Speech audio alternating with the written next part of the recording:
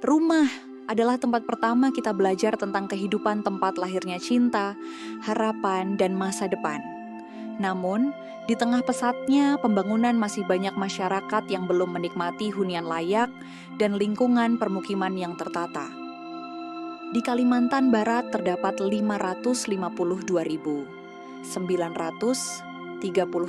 backlog perumahan, yang terdiri dari backlog kepemilikan 142.339 keluarga dan backlog kualitas 410.539 keluarga.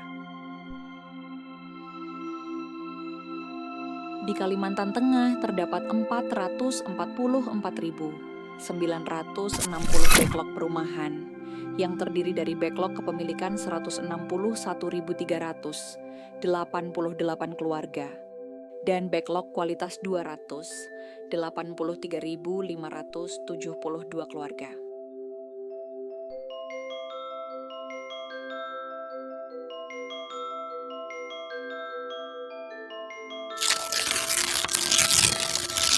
Melalui program 3 Juta Rumah, yang merupakan misi Astacita Presiden, diharapkan mampu mengatasi masalah ini dan juga untuk meningkatkan pertumbuhan 2% ekonomi nasional.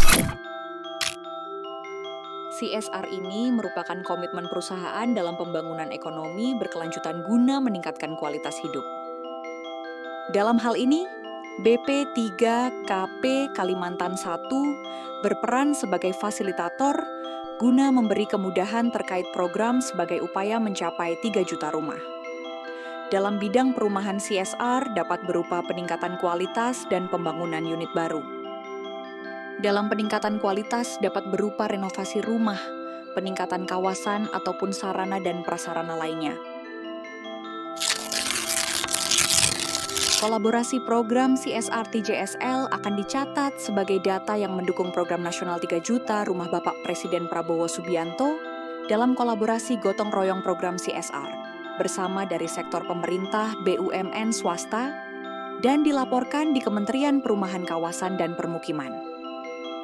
Dalam pelaksanaannya terdapat resiko yang terjadi berupa 1. Pengelolaan penerima bantuan melalui program CSR belum optimal dan tepat sasaran. 2. Terbatasnya ruang kebijakan dan kegiatan pengawasan dalam kegiatan CSR perusahaan. Resiko yang ketiga, keterlambatan penyampaian data dan laporan dari mitra CSR, sehingga menghambat proses penyusunan laporan balai. Manajemen resiko dapat dilihat dalam matriks hubungan antara kemungkinan akan terjadi dan dampak yang terjadi. Resiko pertama dipetakan dalam matriks setelah ada penanganan yang ada, sehingga meminimalkan dampak dan kemungkinannya. Dan dengan mitigasi juga mengurangi resiko hingga di bawah garis toleransi. Resiko kedua, dampak dipetakan dalam matriks setelah ada penanganan existing, sehingga meminimalkan dampak dan kemungkinannya. Dan dengan mitigasi juga mengurangi resiko hingga di bawah garis toleransi. Resiko yang ketiga dipetakan dalam matriks resiko. Setelah ada penanganan existing menurunkan tingkat kemungkinan dan dampak, dan dengan mitigasi menurunkan kemungkinannya.